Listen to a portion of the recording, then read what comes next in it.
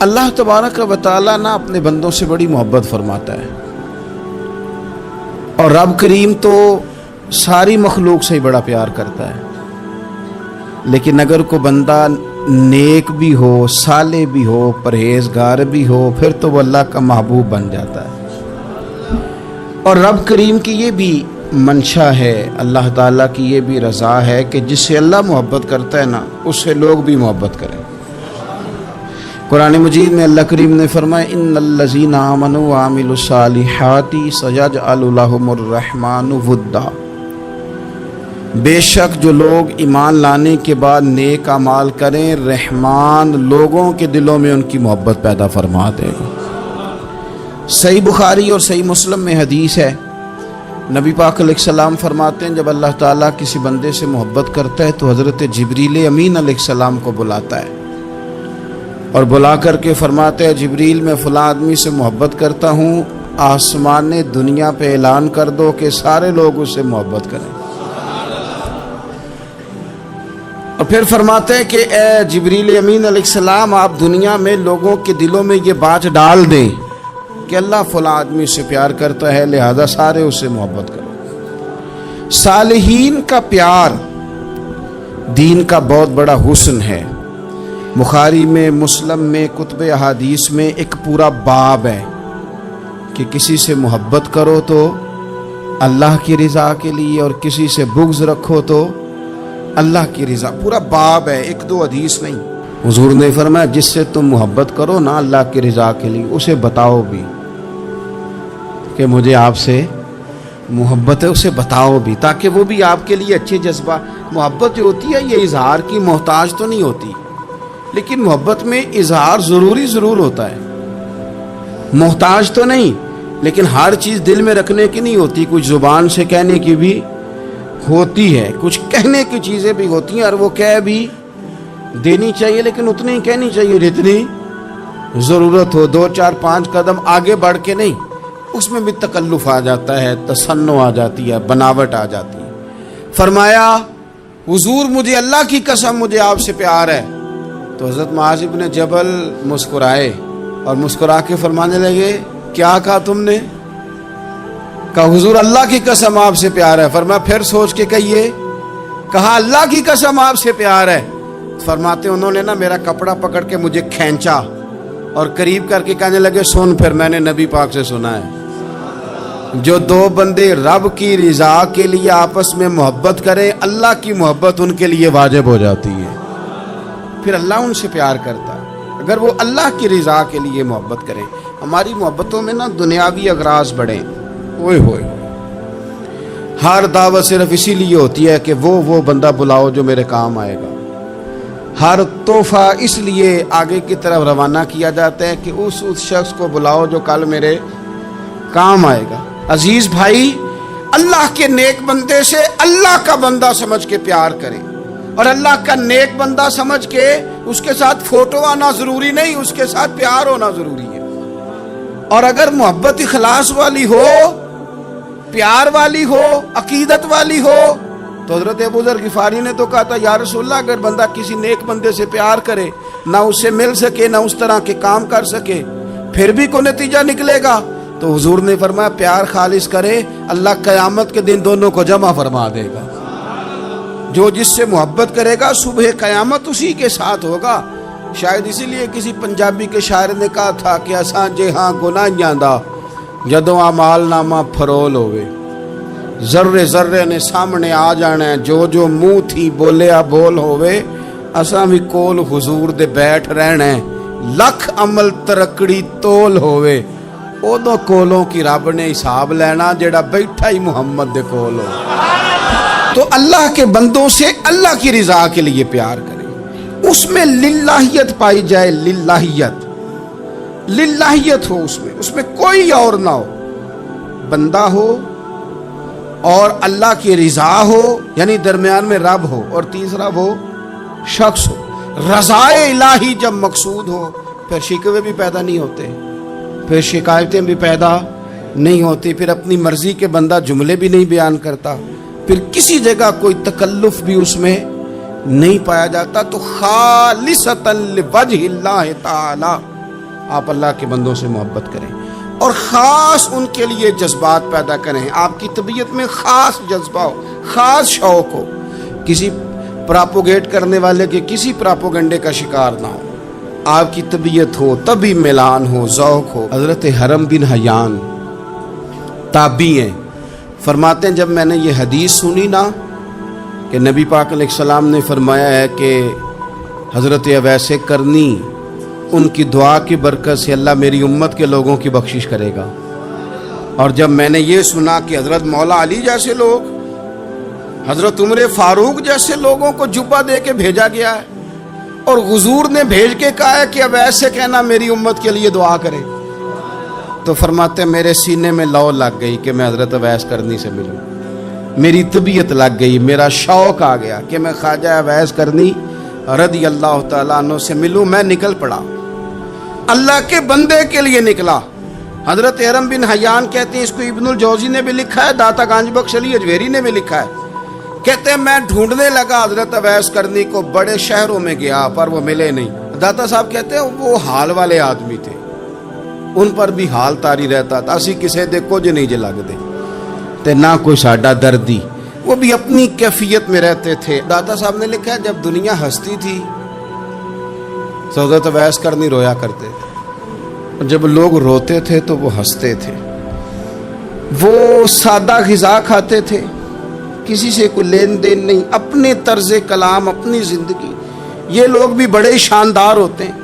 فرماتے ہیں کہ وہ اپنے حال میں رہتے تھے. حضرت حرم بن حیان کہتے ہیں میں نے بڑی جگہ ڈھونڈا, پر میں جہاں جاتا لوگ کہتے ہاں گندمی رنگ والے, ہاں جن کے چہرے پر کچھ برس کے داغ ہیں, وہ جن کا چہرہ اور وجود بڑا روب والا, وہ اویس کرنی.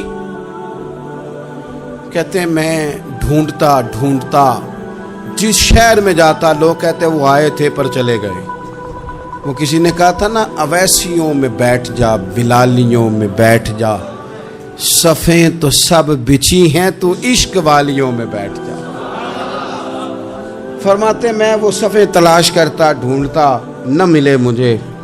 بالآخر میں عراق پہنچ گیا, نہر فرات کے کنارے ساری دنیا سے علیحدہ ہو کے وضو کر رہے تھے.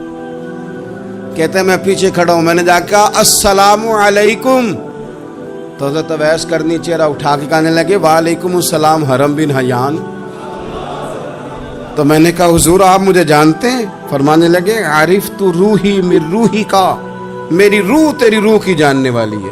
کہتے ہیں میں نے کہا حضور کو نصیحت کر دیں. تو فرمانے لگے پہلی نصیحت تو یہ ہے کہ آج کے بعد مجھے ملنے نہ آنا, میں نہیں پسند کرتا, میں تنہا رہنا چاہتا ہوں, مجھے نہیں شہرت اچھی لگتی, میرا نہیں دل کرتا لوگ میرے پیچھے بھاگیں. آج آیا ہے, آج کے بعد نہ آنا, بس چھوڑ دے مجھے میرے حال پہ, میں اپنی زندگی اپنے حساب کے مطابق گزارنا چاہتا ہوں, تو آج کے بعد نہ آنا. اور پھر فرمانے لگے اگلی نصیحت یہ ہے کہ جو رب نے تجھے دے دیا ہے نا اس پہ راضی ہو جا, اگر اس پہ راضی نہیں ہوگا تو تکلیف میں رہے گا. فرماتے ہیں میں نے پھر کہا میرے لیے دعا کر دے, تو انہوں نے ہاتھ اٹھائے, کہنے لگے یا اللہ میری اور اس کی جنت میں ملاقات کرا دینا. تو انہوں نے چہرے پہ ہاتھ پھیرے اور فرمانے لگے اب تو جا, میں کوشش کروں گا تجھے دعاؤں میں یاد رکھوں, تو بھی کوشش کرنا مجھے دعا میں یاد رکھنا. فرماتے ہیں یہ کہتے کہتے نا وہ رستہ بدل گئے, اور گلی کا کونا وہ جب مڑے تو پھر میں ڈھونڈتا رہا, دوبارہ زندگی بھر ملے نہیں, لیکن میرا پیار سچا تھا. وہ مجھے ویسے تو نہیں ملے پر خواب میں کئی دفعہ مل جاتے ہیں, اور خواب میری وچ بھی آیا ماہی, تے میں پھر وہ گل وچ پا لئیاں باواں, تے ڈر دی ماری اکھ بھی نہ کھولا, کتے پھر بچھڑ نہ جاواں. فرماتے مجھے محبت ہو گئی, خواب میں زیارت ہو جاتی. اب ہوتا یہ ہے کہ ہمارے زمانے میں کچھ لوگ تو بیچارے ویسے ہی بڑے بعض چیزوں سے آوازان ہیں, ان کی طبیعتیں ویسے ہی بڑی تلخ ہیں, بڑی ترش ہیں, وہ ویسے ہی ذرا دنیا سے ہٹ کے چلنا چاہتے ہیں, ان کا مزاج ہے.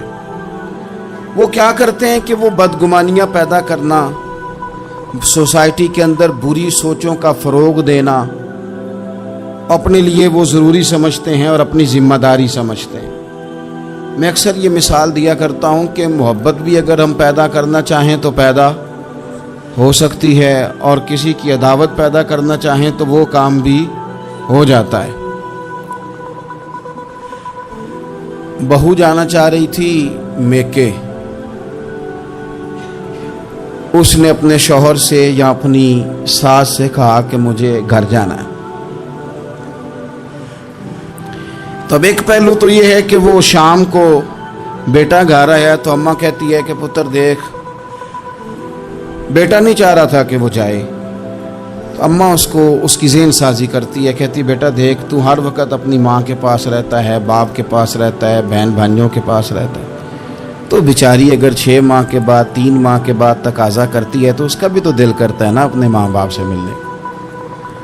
अब बच्चा नरम होता है, वो शौक से गाड़ी निकालता है, शौक से छोड़ने जाता है, उसके दिल में मोहब्बत फरोग पकड़ गई।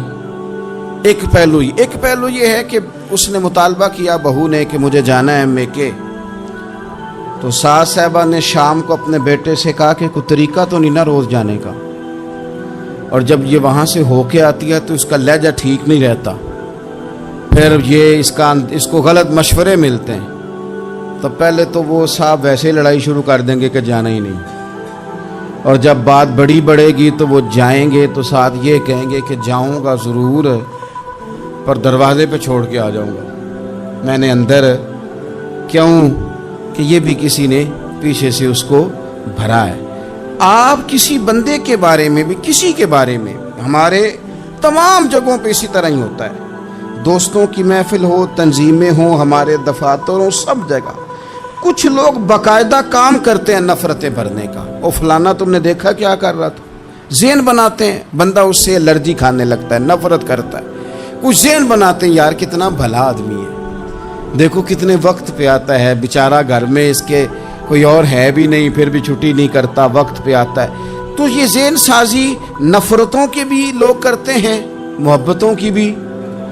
एक मिसाल और दे दूं छोटी सी, एक मक्खी वो है कि आपका पूरा वजूद मौजूद है पर वो वहां बैठेगी जहां पीप है जिस्म में, बाकी किसी जगह नहीं बैठ, उसका मिजाज है गलाजत वाली जगह पे बैठ, मिजाज है, उसने ढूंढ के ही किसी गलत बात पे साथ ही गलत तबीयत है उसकी, मानते नहीं बहुत सारे लोग पर गीबत के कायल होते हैं, ज़हन में फतूर होता है, बैठना ही गलत जगह पे, हालांकि बाकी सारा जिस्म मौजूद है, पीप वाली जगह पे, रेशे वाली जगह पे, जख्म वाली जगह पे बैठना है, और वहाँ से उठ के जब कहीं और बैठना है तो वहाँ बीमारी फैलानी। एक मक्खी वो भी है जो ढूंढती है सारा ज़माना पर बैठती फूल पे है,